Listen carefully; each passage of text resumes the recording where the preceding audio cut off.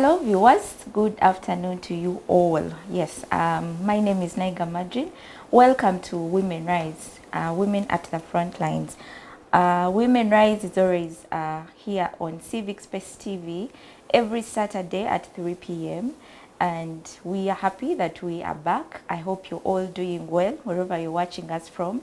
Please feel free to leave a comment in the comment section about the conversation, and subscribe to the channel and follow all our episodes on Women Rise. Yes, join me welcome our guest today. I have a very interesting guest in our studio today, and we are very happy that she has come through to Civic Space TV to share her story with us. Yes, I believe you're going to learn a lot because today's story is quite interesting, and I'm looking forward to listening in. I have Miss Elizabeth Kalemera. She's a national coordinator of Ant Hill Foundation Uganda, and she's a social worker and community development. Um, She has been in service for 15 years of service to the education sector, promoting gender responsive programs. And she's also an author. She has some books, yes, very, very interesting books, story books. Explosive Change, that is about her story, which she's going to share with us. Her teenage, she conceived when she was still a very young girl at 15 years of age. Yes, so through Explosive Change, she tells us about her journey. And then Simba Party, that is quite a very interesting title. And then there is also the Might Musizi Tree for Kongolo Village. She told me this is about, teaching the little ones about the importance of tree planting. Yes. Through her work, yes, her work has been much influenced by personal experience as a teen mother, with a success story that she uses to impact others. And because of her work, she has earned recognition as an inclusive education advocate, a national second chance ambassador for young mothers, and an inspirational woman promoting girls' education in Uganda. Yes, so you have a girl child, a parent, you have a girl child going through a lot. Girls go through a lot. So we have someone with experience, a beautiful story that can encourage all of us, not only the girl child, the young woman, but also us, the parents. Yes, so you're very welcome, Liz. Thank you very much, my Welcome friend. to this show. Thank you for having me. Yes. This platform is a mentorship platform for young women. Okay. Yes, so through your stories, we are learning a lot. There's a lot we pick from each person's story that we get to host here. Okay. And a lot is happening in society. These girls are rising up. These days we have more girls in school. We have more girls in leadership, Yes. taking up leadership positions. Yes, it is evident with the Parliament of Uganda. We have the Speaker of Uganda, the Vice President of Uganda as, girls. So Yes. I feel I think you're really overjoyed, because when you see a girl child succeeding in life, this is what we feel, the joy that we feel. So you're welcome to the show, and please say hello to our viewers. Hello, dear viewers. I'm very thankful to be here with you today. I am looking forward to a very productive discussion. Thank you so much for having me. Yes. Yes. So Liz, Elizabeth Kalemera, That's me. please tell us more about yourself. Well, not so much to say. Yes. I'm a woman of many things. Many things. Yes. Yeah. With a very humble background, but then learning very early to tap into my inner person to enable me to thrive. Because as you've said, there's so many girls out there that are struggling or that are working to make it in life. Yes. But then that journey might not be as easy as it seems until you learn to tap into your inner person to realize the things that you want to be in life. Yeah. So I think for me, by the grace of God, a number of things have fallen into place from the moment I started to realize that there's inner potential, There's so much that I have to offer to the world, okay? And like you said, we have so many women on whose shoulders now we stand on. So I'm one of those many that are standing on the shoulders of those women who have made it possible for someone like me who I shouldn't have been anything.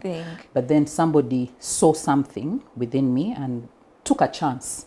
So I also take a chance on the younger generation because somebody took a chance. So we have to create that positive ripple effect. Wow. Yes. Yeah. Wow, beautiful. And so where are you from? Where is Kalemera from? Where are you born, your childhood experience?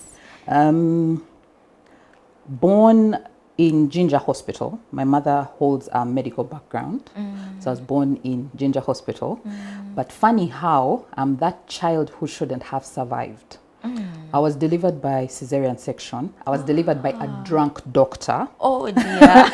So my mother says when she came to, she was like, I think that the child died. The first person she interacted with was like, my child died. Because the last thing she had in her mind was, my child is dead. Because when the doctor came, I was like, staff. Oh dear. And this stuff they were going to work on, this person is drunk.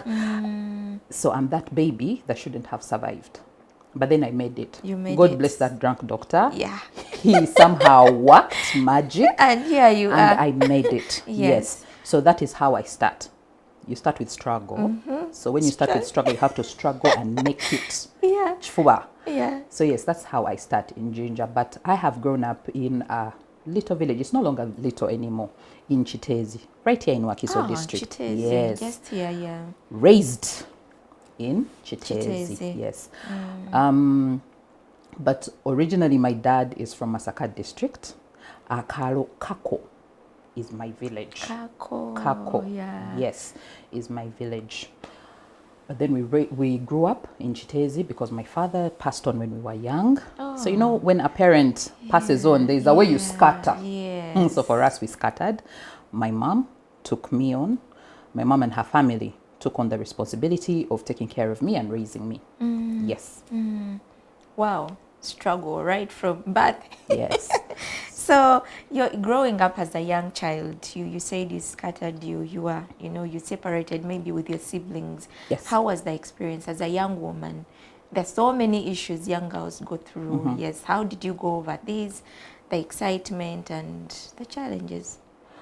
Well, it took me a while to realize that the family was no longer a solid unit like it should have been. Maybe I started realizing that when I was like 8. Yes. I had siblings that I was not living with. But the good thing, my mother always told me, your brothers, your sisters. So I knew them by name, but You're not close. Yes. I didn't interact with them. We didn't grow up together. But then I had a sister and brother, my mother's children, that I grew up with. Yes. So later on in life, we connect and we are back. We are solid. As siblings, we are together. We keep in touch. We are walking a journey together. So being a child, it was really lonely. It was really lonely. Yeah, I can tell. And that created a ripple of... I had a void within myself because I had pieces within my life that were not connected that I really wanted to make sense. Life did not really make sense for me. And as a young child, many people did not understand me. Even I did not understand myself. Understand yourself either. So I even went through a phase of rebellion. I felt like nobody understood me. I didn't understand myself. I was so bitter. I was bitter with God. I was bitter with my parents. I was bitter with everyone. And yourself also. Yes. I was also bitter with my siblings. Because now I was like, but I'm one of the young ones. Where are they? Okay? Not knowing that they were also dealing with life. Yeah. I only learned later in life when we get back together and everybody is sharing their experiences. Hey, we all had our own kinds of trauma. But I'm thankful that we had the inner will to do, to heal together, and make up for the lost time. And we're doing a good job making up for that lost time. So I'm very thankful that we've had an opportunity to be alive. We take life for granted, but it's a very huge opportunity. Every single day when you wake up and you're alive and you can talk to your person or your people, it's very important. So for me, I'm thankful for that we later on in life connected. That little girl who was broken and hurt and bitter somehow has taken on a journey of healing. Okay? But it also comes from a point of self-discovery. No mania. You understand that this is my journey. I'm not ashamed of it. I am embracing it. And I'm going to make something good out of it. So yes, that's how we're doing you're it. talking of discovering, knowing what you are. Yeah. These issues, what you went through, are still happening, right? True. In front of our faces. True. We have children that even parents do not even know who they are. True. So self-discovery, how did you discover yourself, and how can... So for me, Yes. it starts in O level, I think. O level. I had a teacher. He passed on, God rest his soul in peace. Mr. Sancho, we used to call him Mr. Sancho. He's one of the first people who used to speak into my life, who would encourage and say, don't worry, you're facing this, but it's going to pass. Don't give up. I think that was one of the first people who encouraged me not to give up. Yes. So for me, it started with a teacher or teachers, because even when I joined A-level in Toro Girls School, my teachers poured into my life. I remember my guidance and counseling teacher, Mrs. Enyipu Grace. She made time. That woman. She made time. And she was the first person who realized potential within me. And she mentioned it. There's realizing potential and you do not mention. But she mentioned. And she's like, Liz, you are powerful. I didn't understand what she meant. And for some moment, I felt maybe that message is not for me. But she kept on telling me, you are powerful. You are powerful. I did not see the power. I did not even understand it. But then she spoke into my life during a season when I had just become a leader in my school. Accidentally. I didn't know what I was doing. I was lost. I was doing my best to hide. But people were seeing potential within me that I did not see. So it's very important to nurture our children when they're still young, so that they understand who they are and they embrace their uniqueness. For me, I was running away from my uniqueness. Yet my uniqueness is beautiful. It is amazing. It is impacting people's lives. And I did not know then. And then my head teacher as well, Mrs. Aida Tarinyewa, was another one who always made time for her prefects. She was the kind of woman who would make time to sit with you and ask you a number of things. As a head prefect in school, you need to know what's going on within your school. What is happening in the kitchen? What is happening at the sick bay? What is happening on the compound? What is happening in the classes? You're in A-level, you should know what is happening in O level. And she was putting structure in us, and I wasn't even aware. So by the time I leave Toro Girls, I am on fire. Okay? I am on fire. And then to further build on that, I get into the hands of an organization that just powers up my voice. Fawe Uganda. I don't know if you've heard about it. Yes. So when I joined Makerere University in 2004, I started volunteering time with Forum for African Women, Educationalists, Uganda chapter. Now that one was another phase in my life that set me straight. And I think it is very important for different people who add value in the lives of our children to be present and to be aware of our young generation and support them. So for me, what Fawe did for me is something that you're looking at today. You know, panel beating, okay? That's exactly what they did. The mentorship was quality. They made time and they created platforms. Up to today, they still create platforms for young women and men, okay, to feature their voices, to build their capacity, to make sure they're going to school, they avail scholarships, they are doing a number of things. It's a holistic approach, which is very important, and I support. I left Fawe years ago, I remain a member, and I support that agenda because it added value onto my life. So even young people out there, or even adults who watch this program, when you realize somebody that pours into your life and they add something positive, you should pay it forward. Don't break the chain because you break free and you say nze namalako. The rest can cater to themselves. No, pull, make a chain. So for me, I can account for a number of people behind me that I have added value onto because somebody in front of me did that, exactly that for my life. So we should not break that chain. And in my work, that's how I work. That's how you work. Yes, Wow. I'll add value, Wow. add value, add value. So that even when I'm no more, at least my energy legacy, will remain. yes. Yeah, our energy should remain. You should not go and then cease to exist and just, Madrid of where? Of which year?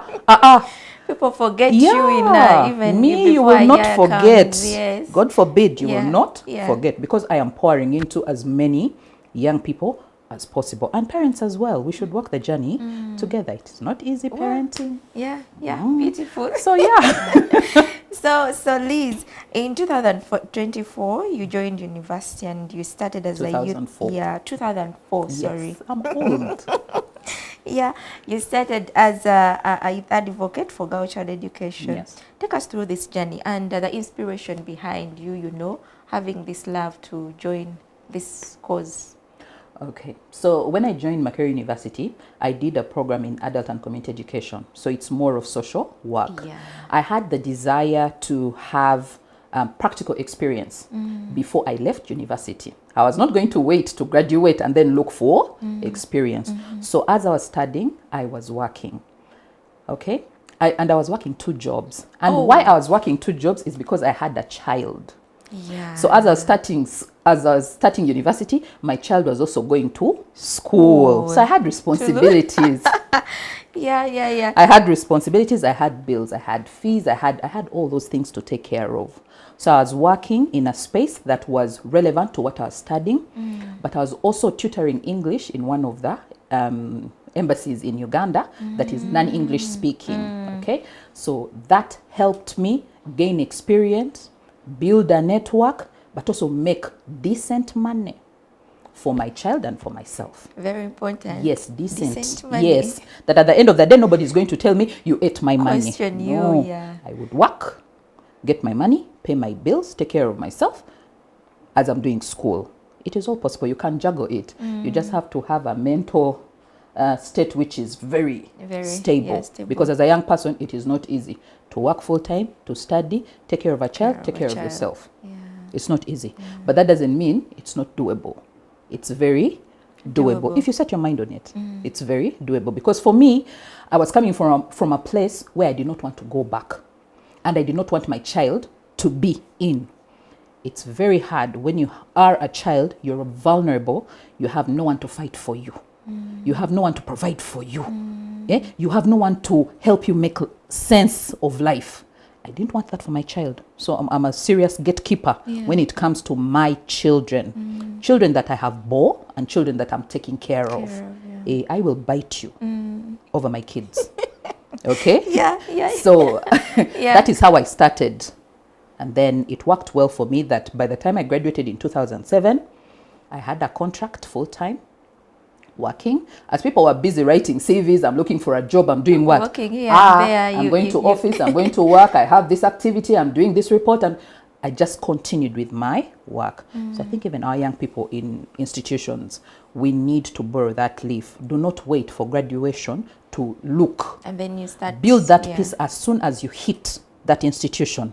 Look out for those opportunities. The earlier you start, you try. And when you try and fail, don't give up.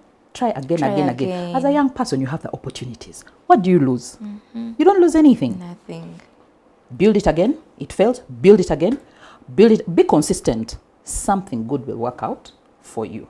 You see. So for me, that's what I applied, and it worked in my life.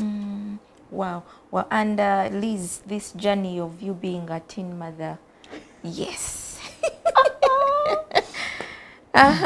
Teen mother, when do you start? When do you conceive? And how do you go over this as a young girl?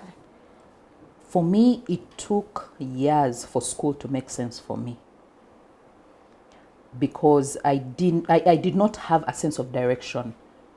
You know how you'll wake up, Madrid, and organize your children, and you'll talk to them about school, why it is important, why you're going, what are you working for? I did not have that. So school never made, a lot of things never made sense for me. Yeah. Okay? So when I joined secondary school, By senior 2, life was rocking. I was in a rocky world, okay? That by the end of senior 2, for me, I knew I'm not going back to school. I knew my life was over. I didn't know what to do. I didn't know who to talk to. I didn't have anyone to talk to. Even my best friend, I could not even tell them what had happened. What was this driving force to all these thoughts? For me, it was lack of knowledge. Lack of knowledge. Yeah. For me, being an adolescent mother, it was lack of knowledge. I lacked information. There was a lot I did not know. But there was also a lot, I don't know how I can explain. Looking for something, you don't know what it is, but you're looking. I don't know if you're looking for love. I don't know. But just know when I ended up pregnant as a young girl, 15, no one knows. I'm packing my things, leaving school. I'm going home. I don't know what I'm going to do at home. I'm looking for solutions. I have no one to talk to. I mean, how do you even know that there's something changing in your body? And I didn't even first realize. 15 years. I didn't even you first barely realize. know anything. I didn't even first realize anything serious was going on. First, I thought maybe I was sick. I was really sick. I wasn't feeling myself. But then when I missed my period, you know how you'll be in the dormitory and girls will keep on talking about different things? Yeah. Well, I thought. But then it didn't make sense. I was like, no. Denial. Okay? And I was like, maybe stress. It was during exam period. We are about to do end of term. You're reading books. You're doing this. I was like, I'll be okay. But then my period didn't come. The term ended. I was like, oh my God, this is not normal. But at the back of my mind, I was like, okay, so if I am pregnant, but no, I can't. Yeah. You know, but then when I was going home, this time I was like, just in case, I just went with everything of mine. Everything. I used to leave my things at school. I didn't leave anything. I went home. Now, the boy who was responsible for this pregnancy was a class ahead of me. So one day, before the term ended, I talked to him. Okay? And I was like, no, maybe stress or what, exams, we rubbed it off. But at the back of my mind, that little voice, I felt there was something changing. There was a wave. And I felt there was something changing. And when I went home, now being a last born, my two siblings are much, much older than me. There was a time in my life where they were no longer at home. They've grown up and I'm the only one at home. I was kind of invisible as a child, okay? So even when I went home, no one realized anything. So I kept to myself the whole holiday. It was somebody else, my aunt, who discovered, and she wouldn't have discovered, but later on I realized there is no way you can go 3-4 months without menstruating. Something is up. And then I tried to take my life. Yes, I tried to take my life. I overdosed on my grandmother's medication.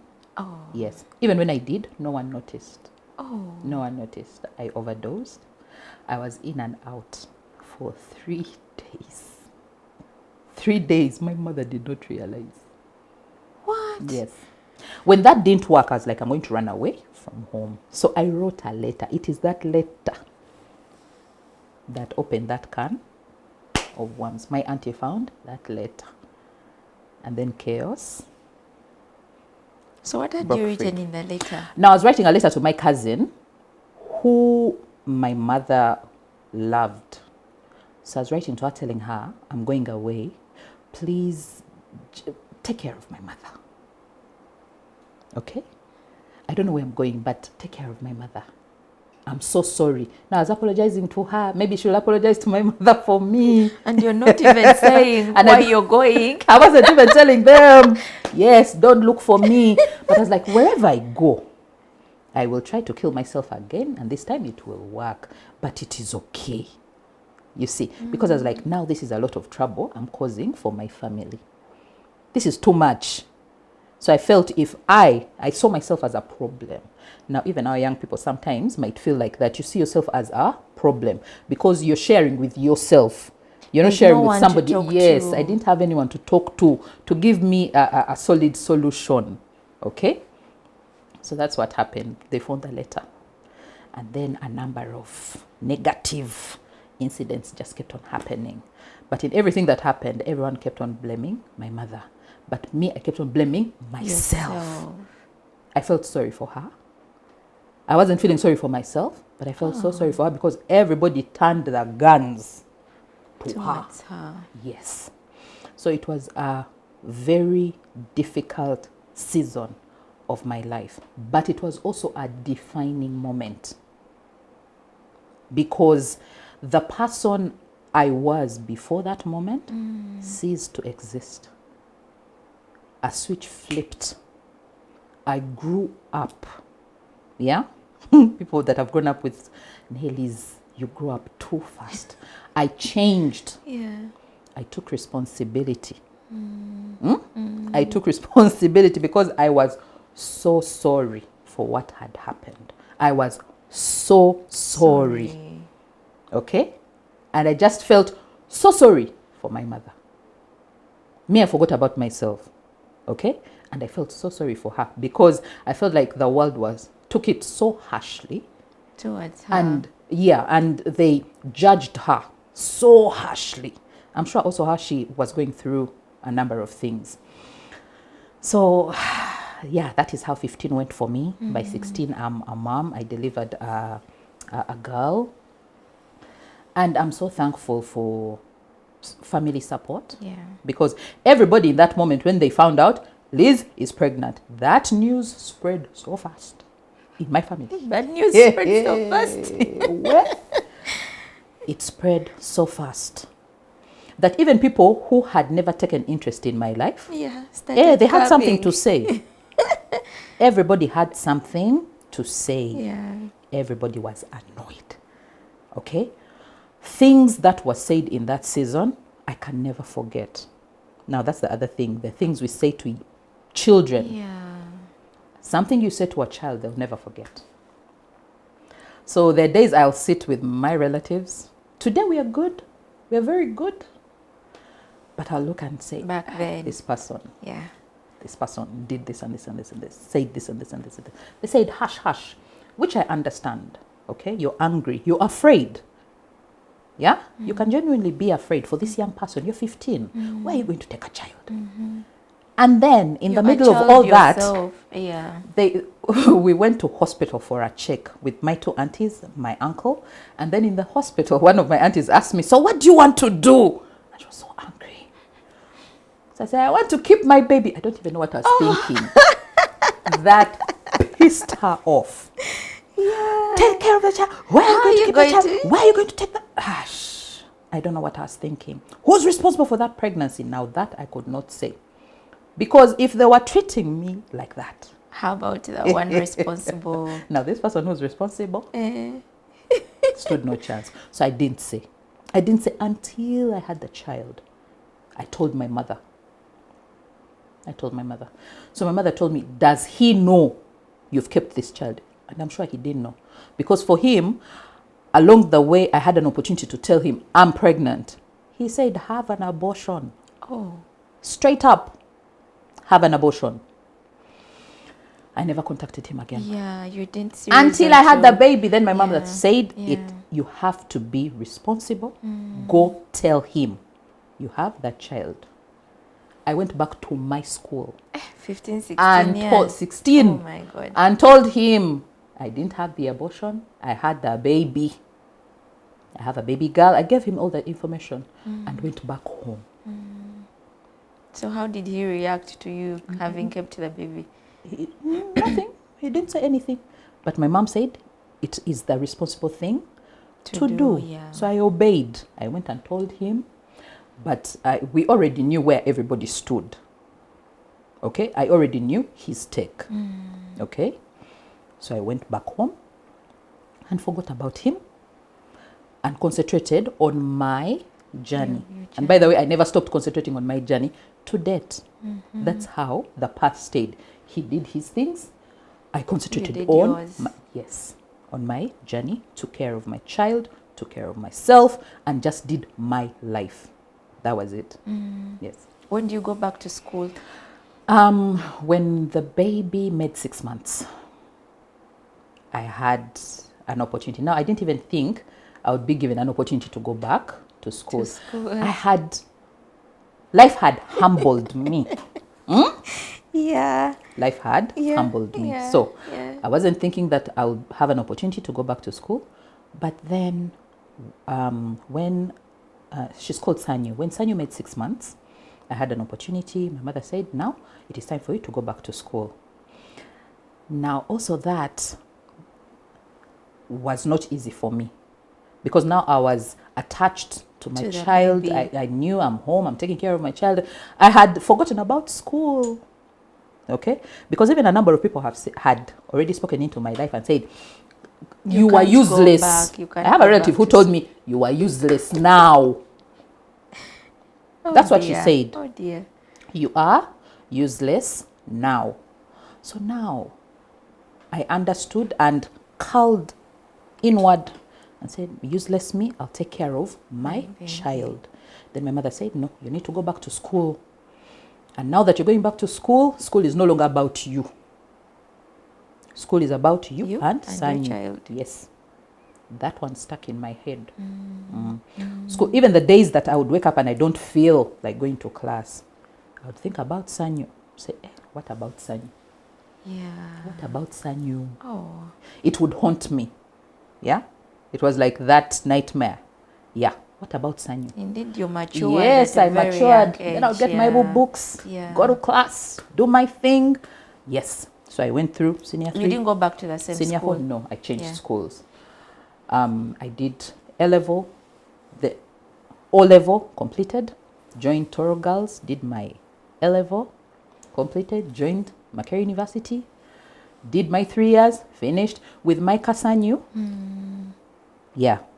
By the time I joined Makerere, Sanyu was joining guys at junior school.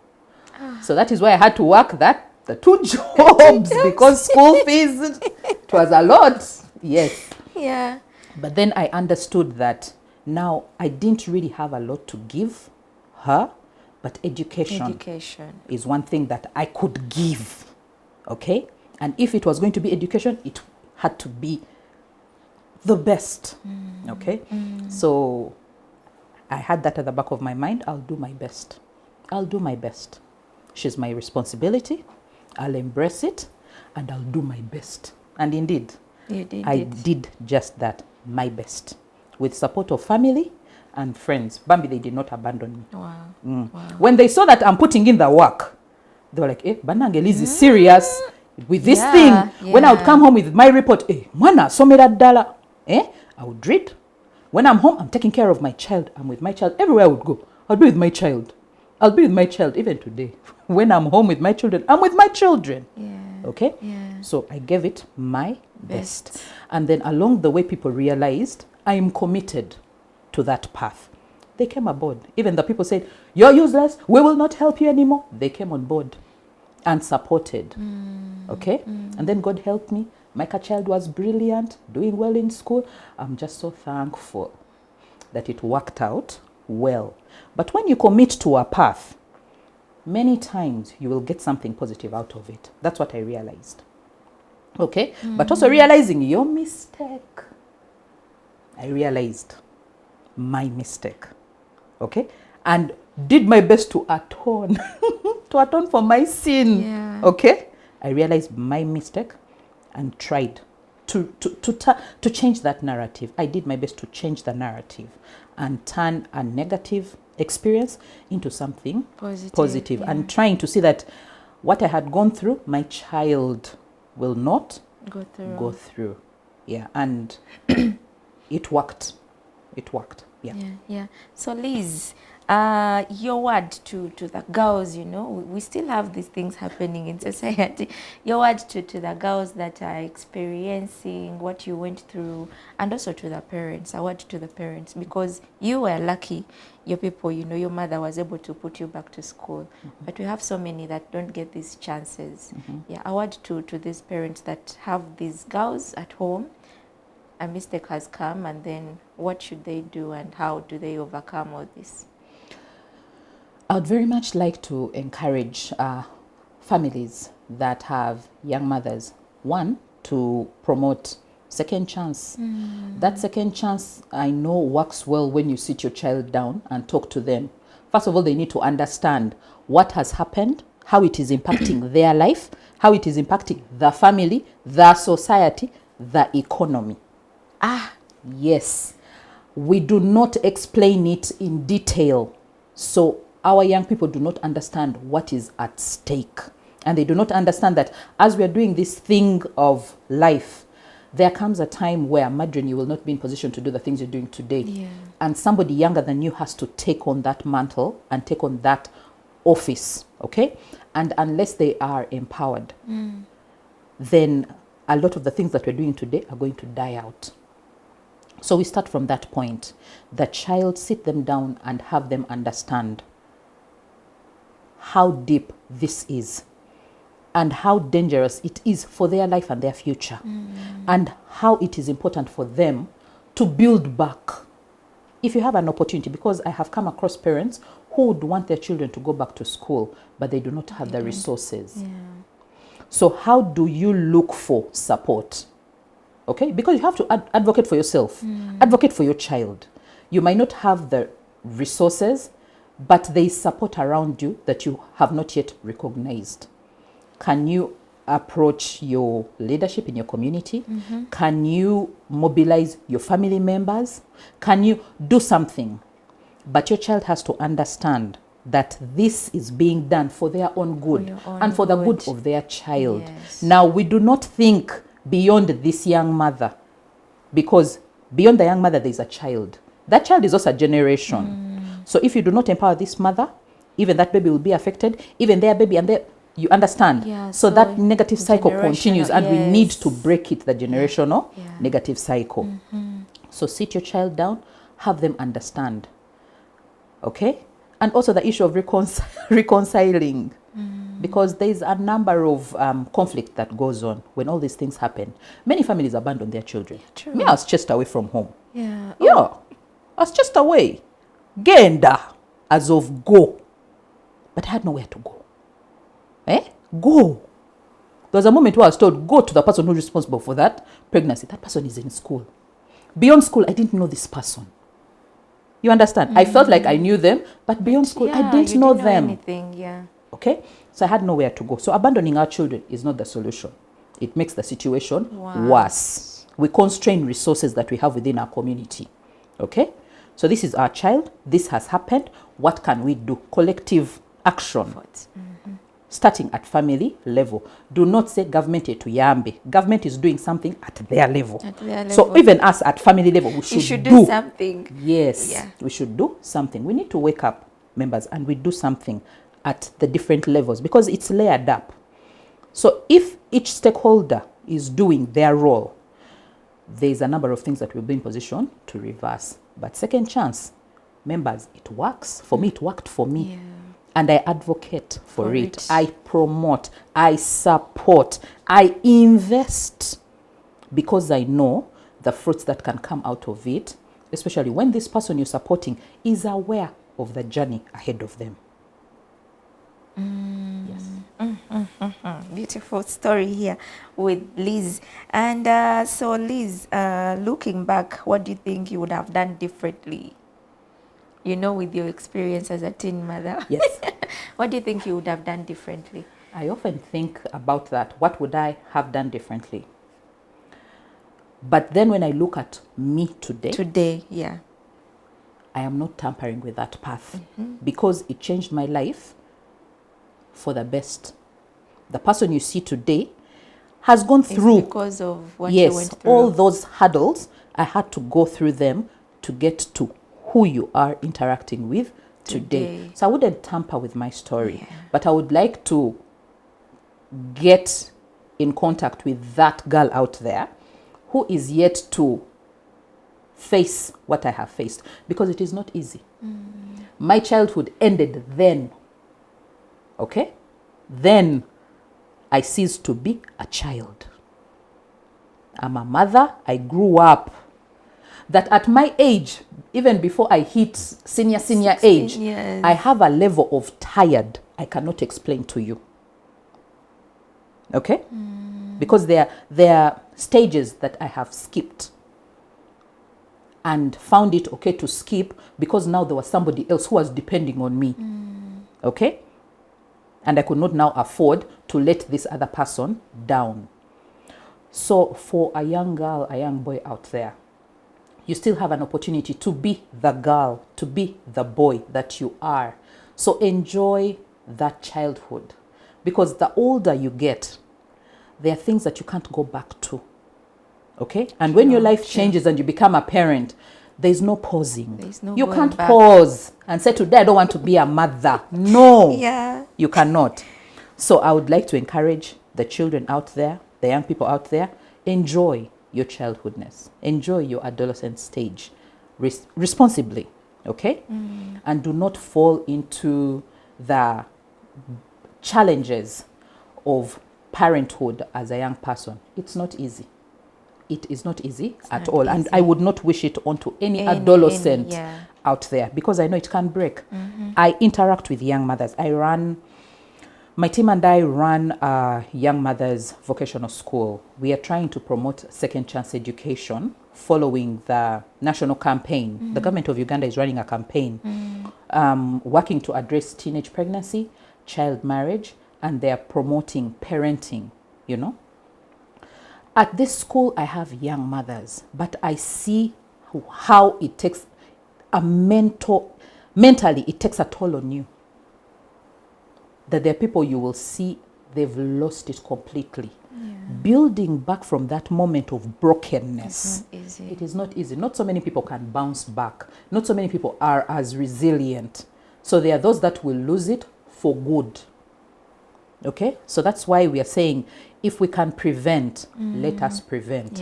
And then those who have fallen victim, let us try to reverse. Let us try to support and help them build back so that they can live a better life. Because living a life of being vulnerable as a young person, it's also another path that you would not wish for a young person to go through. It's not easy.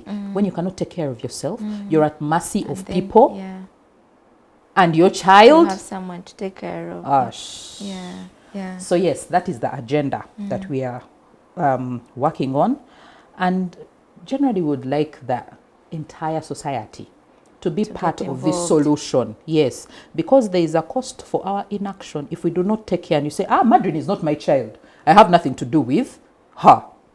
But Madrin's children are going to interact with your children.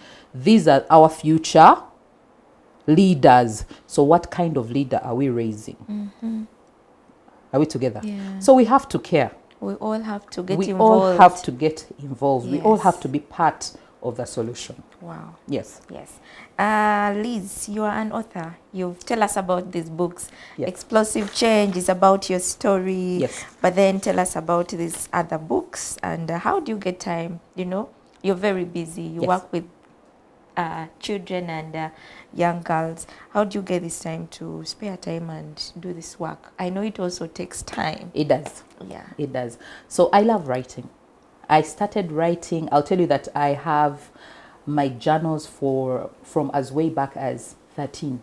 I still have them. I love writing. And I was introduced to this. I used to observe my mother journals. And I used to wonder, what is she writing? From a young age, she would write every day, something she would write. And then my aunt, Florence, introduced me to, when she realized I like writing, she introduced me to pen friends. For me, I still have my pen friend to date. To date, I still have my pen friend. We are more of sisters now. I started writing. I would write letters. I would write letters like on a monthly, sharing about my life in Uganda. I'm writing to someone who lives in the UK. They're writing back about their family, their siblings, back and forth, back and forth, back and forth. Along the way, I was introduced to poetry. I loved writing poetry. I loved writing stories. I loved writing music. Okay. In high school, I would be that person you would ask to write for you something. Okay. My friends, if you dated a friend of mine when we were much younger, some of the letters you have, yours from truly. Liz. Yes. Because I loved writing. And you know, Liz, the culture of writing is, I think it is no longer, Yes. Yeah. So I always find time to write, like on a daily. I'll find, maybe before I go to bed, I'll write something.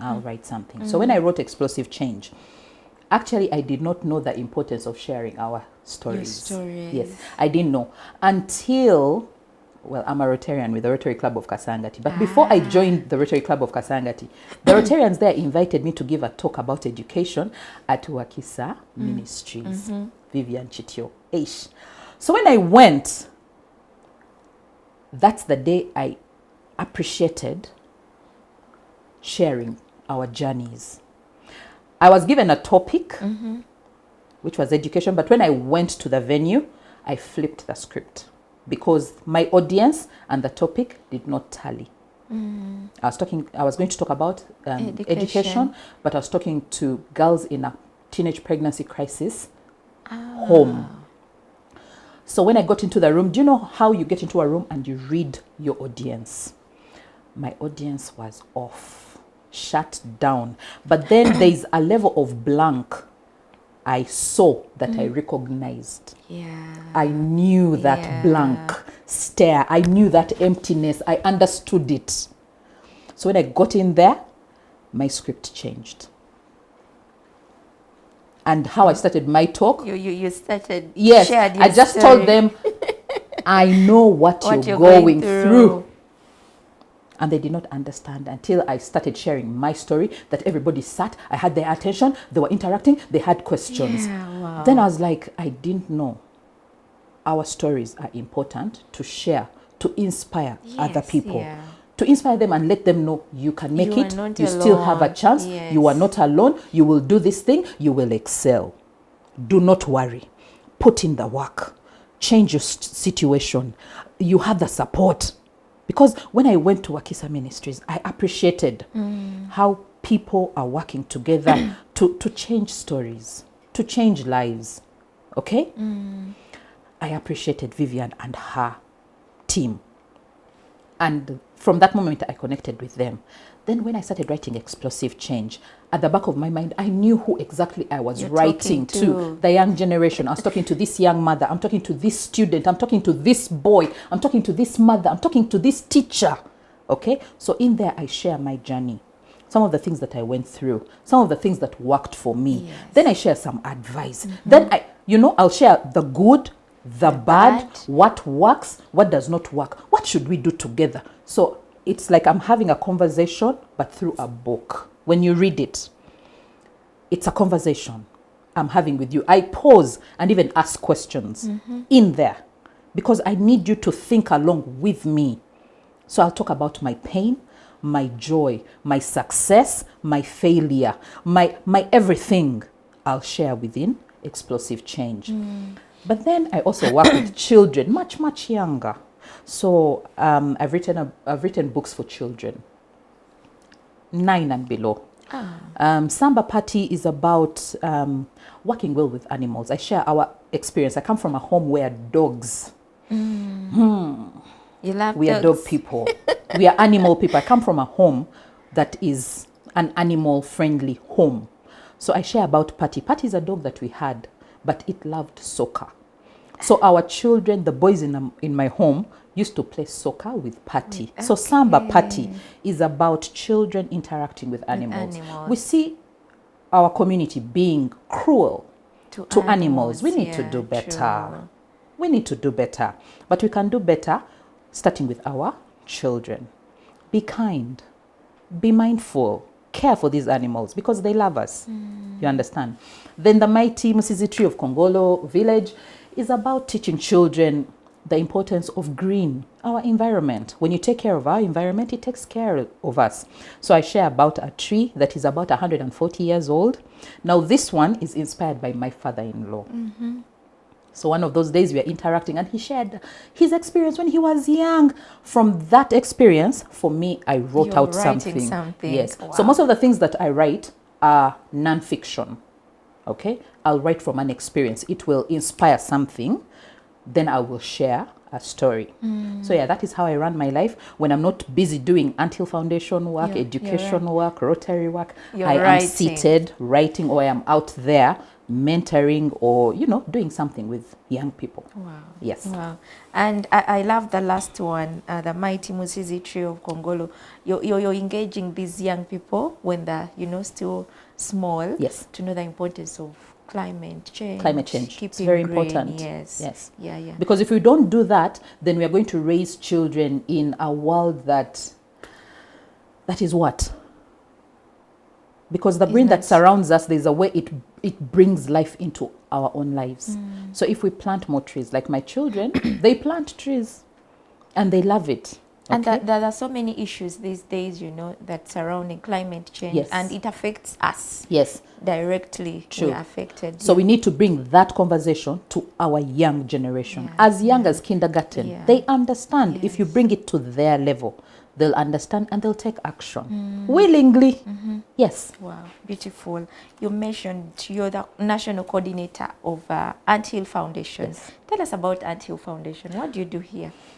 So Anthill Foundation is a non-profit organization that is founded by a lady called Kathleen Mayhew. She passed away 2 years ago. Sorry. But she visited Uganda, I think, for the first time in 2003.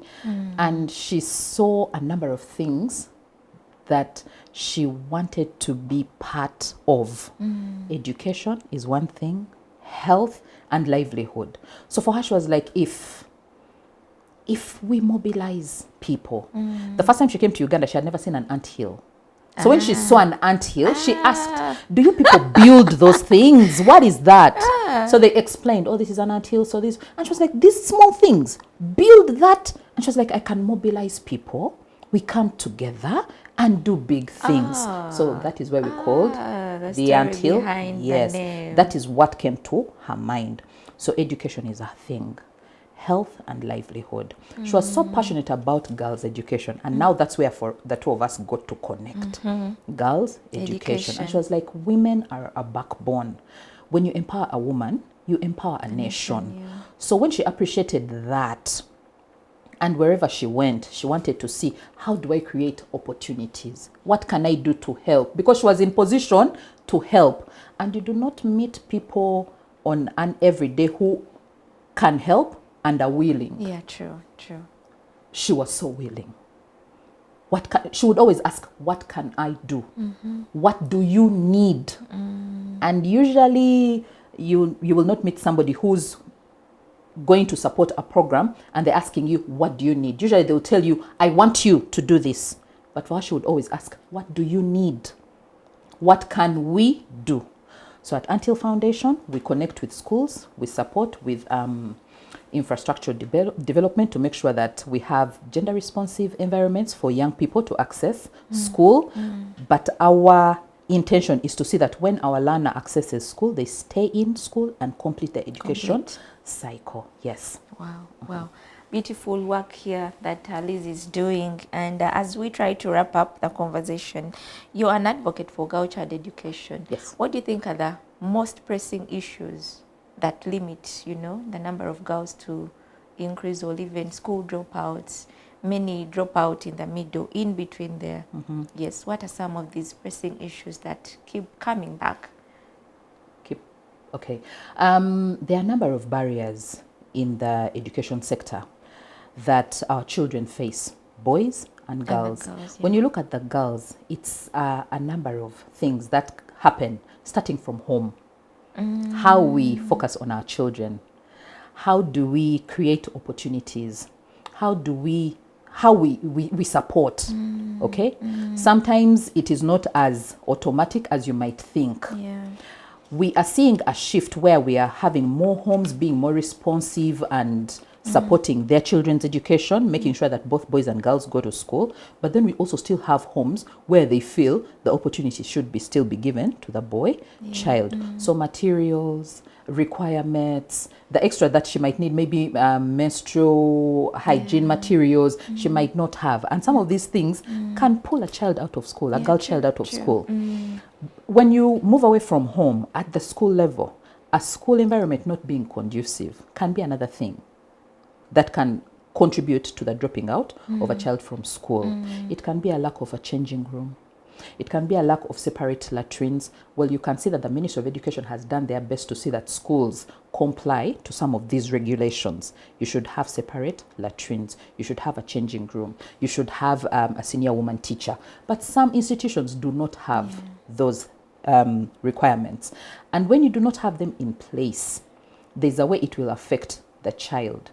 They will not feel free to come to school because some of the things they need to access are not readily available. And then in some schools where you have the facilities, you might not have the teachers to support this child, okay?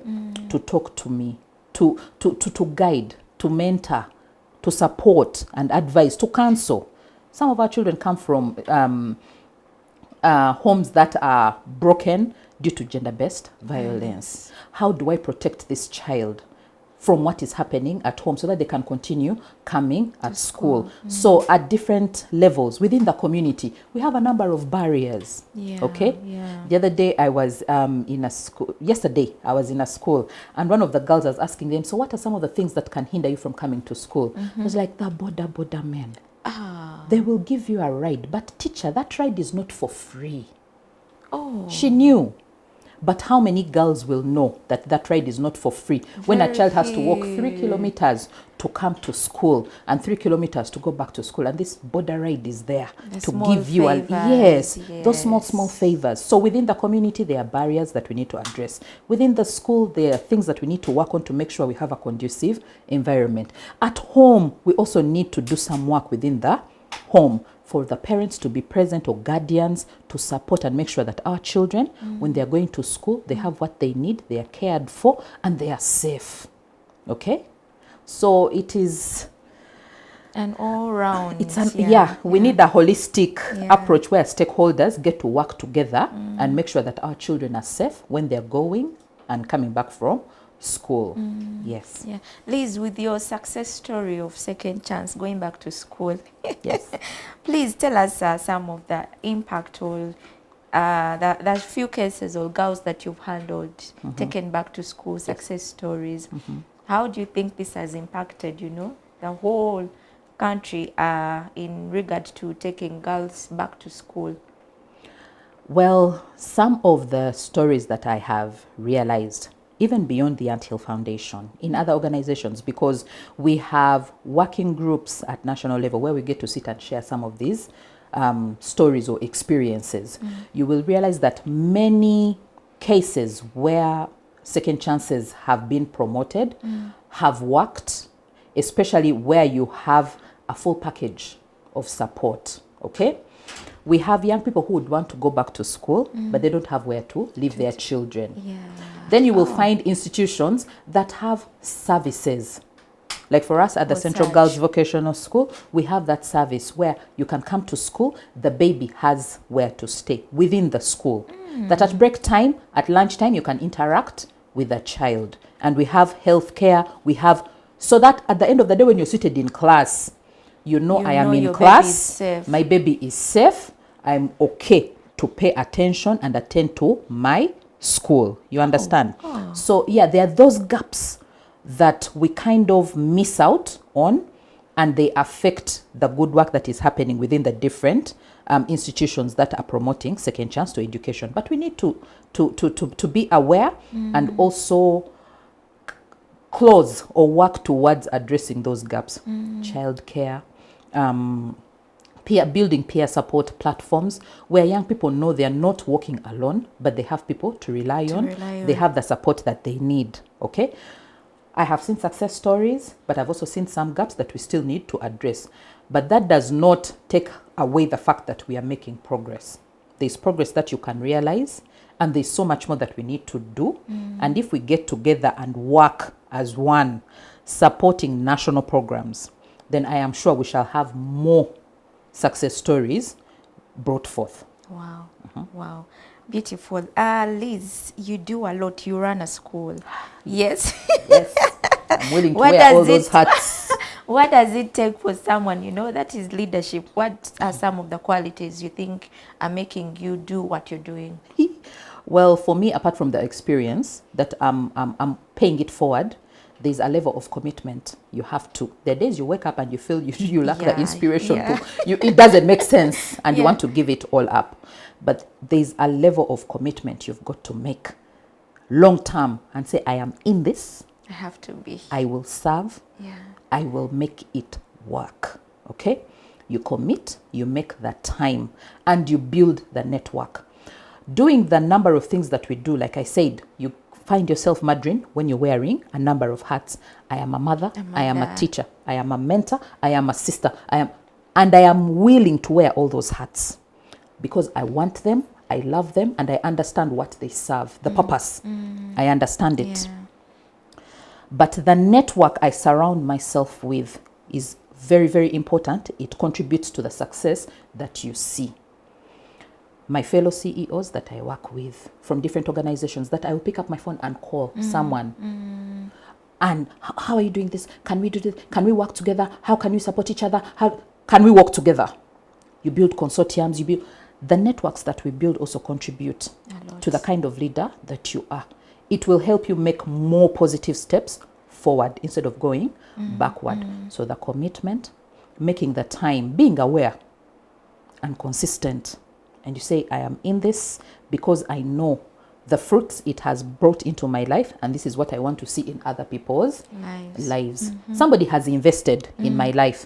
I am much willing to invest in other people's lives because I am enjoying what I'm enjoying because of what people did for me, what my teachers did for me, what my employers have done for me, what my friends, what my team members, what my family, everything. You walk out of your house and you have the support, starting with your husband, your children. My children understand my work. My husband understands my work. My family understands my work. So that entire community supporting you and backing you up can just keep refilling your inspirational cup.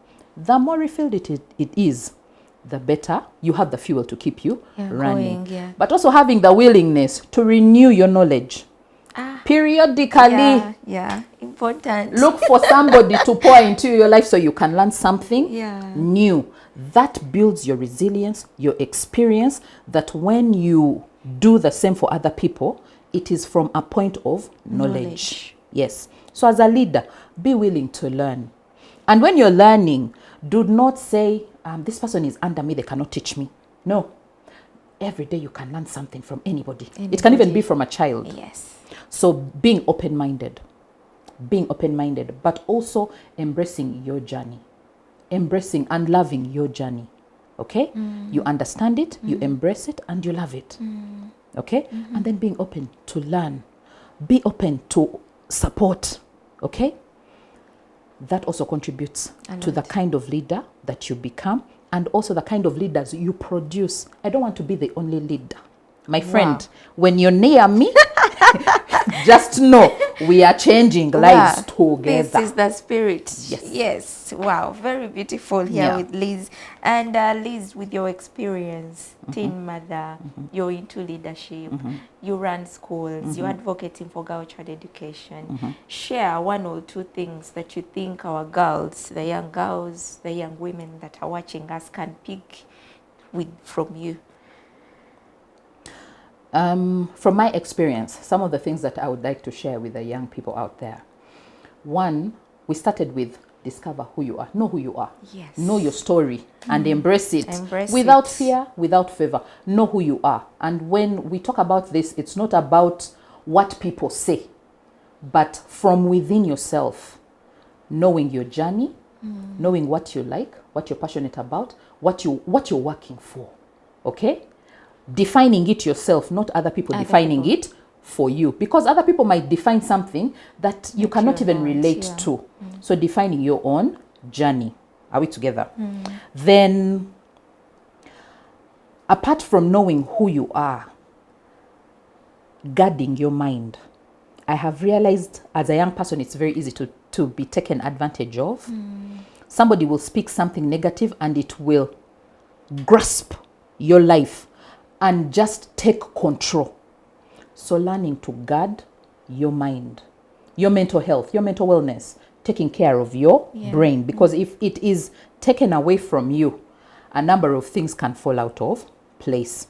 So discover who you are, guard your mind, embrace your journey, okay, without fear or favor, and do not fear to start.